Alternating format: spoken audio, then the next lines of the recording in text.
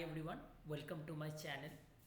So in this video I would like to talk about LINQ, which means language integrated query, which is very important in .NET.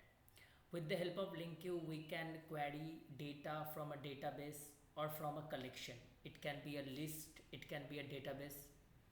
Okay, so LINQ is very important. So whenever we are appearing for the .NET interview, we have to prepare this particular topic very well, because there are a lot of questions which are asked in the interview in the .NET developer role.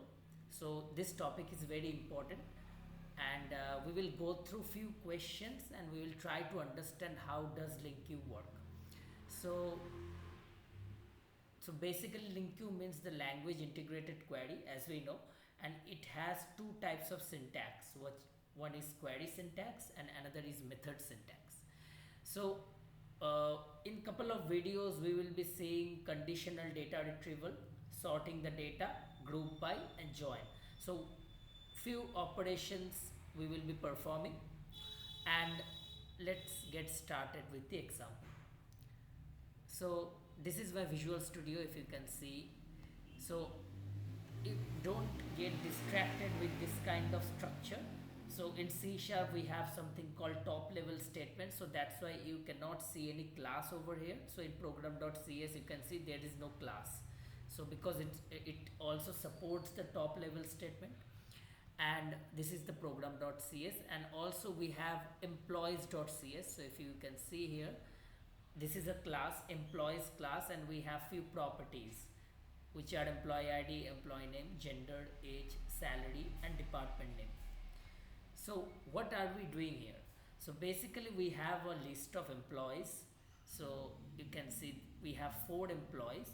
Now we want to perform some sort of operations on this collection. So let's solve the first question. So this is the question: find the employee whose name starts with J, age is greater than 25 and department name is IT. Now if we are asked this question, we have to see how can we proceed. So let's write the LINQ query for this problem.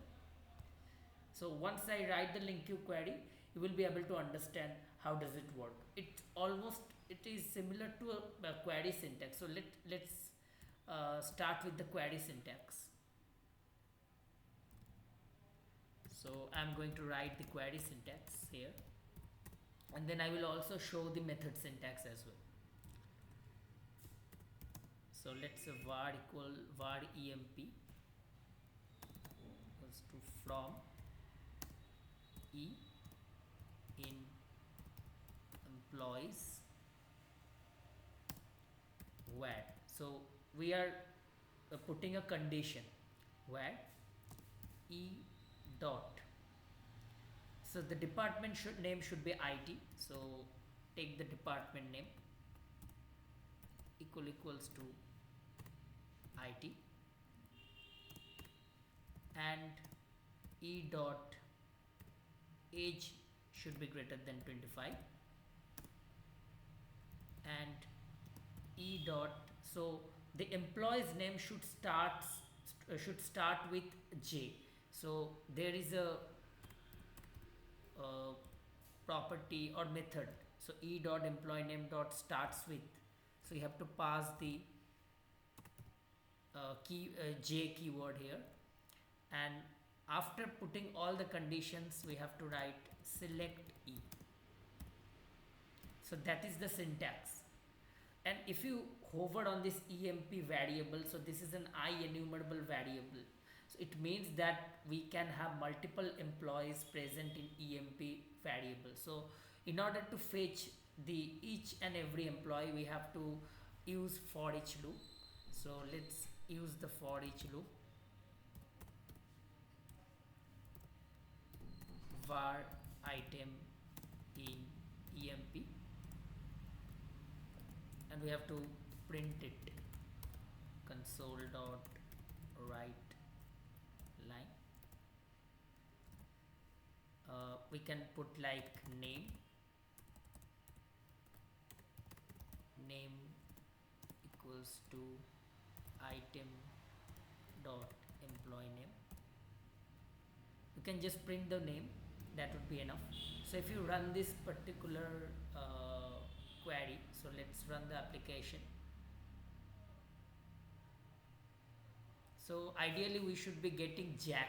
So only this employee's name starts with J, and his department is also IT, and his age is also greater than 25.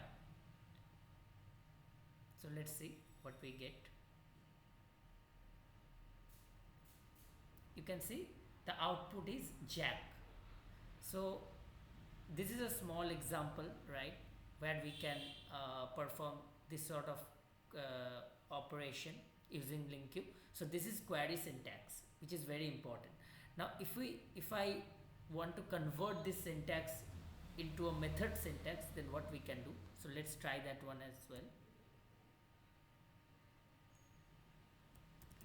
So the name of the list is employees, right? So employees dot. So we can put where. So this is an extension method.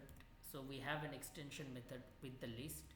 So after that we have to provide lambda expression. Now how do we do that? So it's a lambda expression will be like x arrow x dot department name equal IT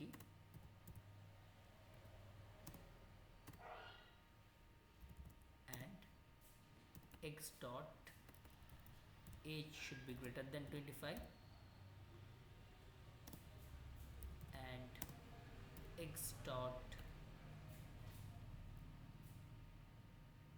employee name dot starts with J. So once we are done, we'll put the score. Now if you still again if you hover on this emp variable, it's an enumerable item, so this will be same for each loop. So let's run the application.